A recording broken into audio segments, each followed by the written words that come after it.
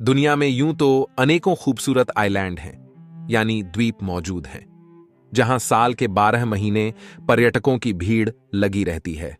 लोग दूर दूर से इन आइलैंड को देखने के लिए आते हैं। लेकिन एक ऐसा आइलैंड भी धरती पर मौजूद है जहां आप चाहकर भी नहीं जा सकते, क्योंकि इस देश की सरकार खुद ये मानती है कि यह आइलैंड बेहद खतरनाक है और यहां असाधारण गतिविधियों की अनुभूति होती है। नमस्कार, रहस्यमय सफर यूट्यूब चैनल में आपका स्वागत है। आज की भूतिया कहानी में कोई विवाद नहीं है। अगर कुछ है तो यहां 1.60 लाख जिंदा जले लोगों के सिर्फ दर्द हैं और तड़प। यह कहानी बेशक हमारे कंट्री से बाहर की है, मगर रियल है और इंटरेस्टिंग है, और यहां की रियल भूतिया कहानी खौफनाक। दरअसल यह रहस्यमयी आइलैंड इटली में है, जहां जाना बैन है।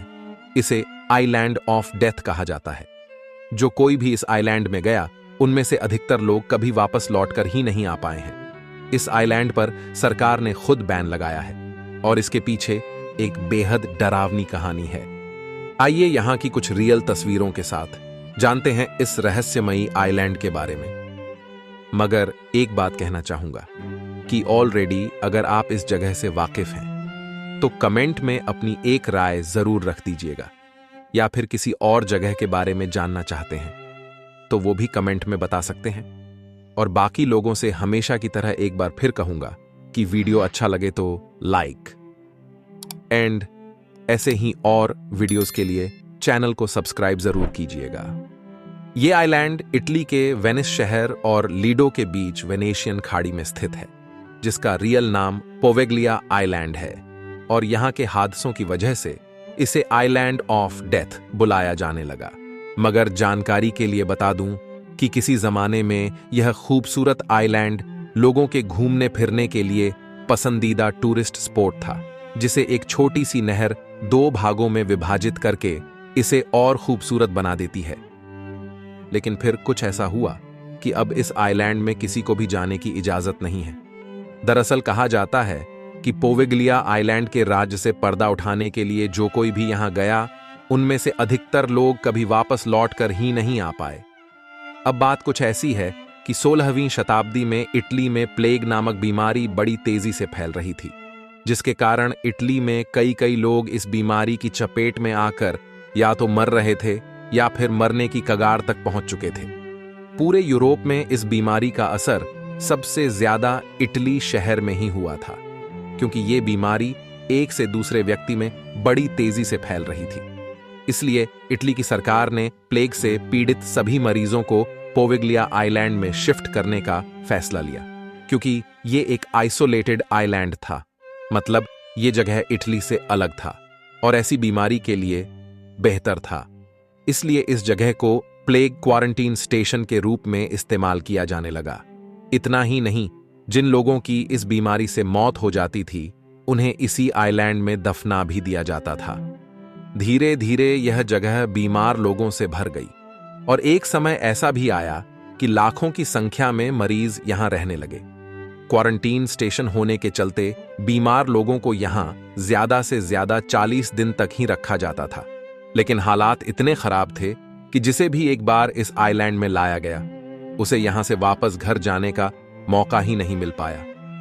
कुछ इतिहासकार ये भी बताते हैं कि इस आइलैंड पर एक साथ लगभग 1,60,000 लोगों को जिंदा जला दिया गया था, ताकि यहां बढ़ रही बीमार लोगों की भीड़ को कम किया जा सके। प्लेग के विनाशकारी तांडव के कुछ समय बाद काला बुखार नामक बीमारी ने एक बार फिर इस देश में दस्तक दी, और फिर एक बार इटली को लाइलाज बीमारी से जूझना पड़ा। प्लेग की तरह ही इटली में काला बुखार का भी कोई इलाज नहीं था। अनेक लोगों की इस बीमारी से जान जाने लगी, जिसके चलते बीमारी से मरने वाले लोगों की डेड बॉडी को पोवेग्लिया आइलैंड में लाकर बस यूं ही छोड़ दिया जाता था, जिसके कारण यह जगह धरती पर नरक जैसी बन गई थी। फिर इन दोनों महामारी घटना के बाद लाखों लोगों की मौतों के चश्मदीद रहे इसी आइलैंड में सन 1922 में एक मेंटल हॉस्पिटल बनाया गया, और यहीं से शुरू हुई इस आइलैंड पर भूतहा घटनाओं के घटित होने का सिलसिला। इस हॉस्पिटल में रहने वाले स्टाफ और मरीजों ने दावा किया कि उन्होंने इस आइलैंड में कई भूतों और आत्माओं को महसूस किया है और देखा भी है। ये आइलैंड पैरानॉर्मल दृष्टिकोण से इतना खतरनाक बताया जाने लगा कि यहां के लोग दावा करने लगे कि रात के समय इस आइलैंड में जिंदा और मुर्दा लोगों में फर्क कर पाना मुश्किल हो गया था। यहां रहने वाले डॉक्टर्स ने भी बताया कि रात के समय यहां डरावनी आवाजों का आना एक आम बात बन गई थी, और तो और यहां भटक रही आत्माएं बीमार मरीजों को अपनी चपेट में ले लेती थी।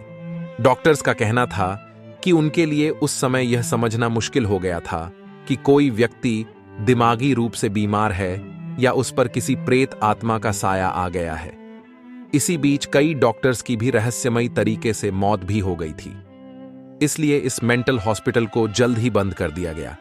फिर कई लोग इस रहस्य का पता लगाने के लिए इस आइलैंड में जाने लगे, लेकिन जो कोई भी इस आइलैंड पर गया उनमें से अधिकांश लोग कभी वापस ही लौट कर नहीं आए। लेकिन जो चंद लोग वापस लौट कर आए, उन्होंने बस यही कहा कि ये आइलैंड हमारी दुनिया में जीता जागता नर्क है। यहां कोई इंसान जाता तो अपनी मर्जी से है, लेकिन उसका वापस लौटना उन आत्माओं के रहमो कर्म पर निर्भर करता है जो इस आइलैंड पर राज कर रही हैं। 18 एकड़ के इस आइलैंड को भूतहा जगहों की लिस्ट में तीसरे नंबर पर रखा गया है, जबकि विश्व का इसे नंबर 1 हॉन्टेड आइलैंड कहा जाता है। वहीं यूरोप में हॉन्टेड प्लेस मतलब भूतिया जगह की लिस्ट में इस आइलैंड को नंबर 1 पर रखा गया है, और इन्हीं रहस्यमयी कारणों के चलते इटली की सरकार ने इस आइलैंड को पब्लिक के लिए पूरी तरह बैन कर दिया है। किसी को भी ना ही यहां जाने की इजाजत है और ना ही कोई यहां जाने की हिम्मत करता है। इस आइलैंड पर जाना तो दूर, इटली के मछुआरे भी इस आइलैंड के आसपास फिशिंग तक नहीं करते, क्योंकि मछुआरों को कई बार मछलियां पकड़ने वाले जाल में यहां इंसानी हड्डियां मिली हैं। साल 2015 में इसे फिर से डेवलप करने की कोशिश की गई थी, लेकिन यह हो नहीं पाया, क्योंकि यहां कुछ ऐसा रहस्यमयी घटित हो जाता था कि लोग यहां ज्यादा दिन टिक ही नहीं पाते थे। तब से यहां सिर्फ वही लोग जाते हैं जिन्हें सोशल मीडिया के लिए इस आइलैंड के फोटोज और वीडियोज लेने होते हैं। मगर सबका कहना यही है कि वाकई में यहां कुछ है, क्योंकि यहां कदम रखते ही आपको अजीबोगरीब एहसास होने शुरू हो जाएंगे।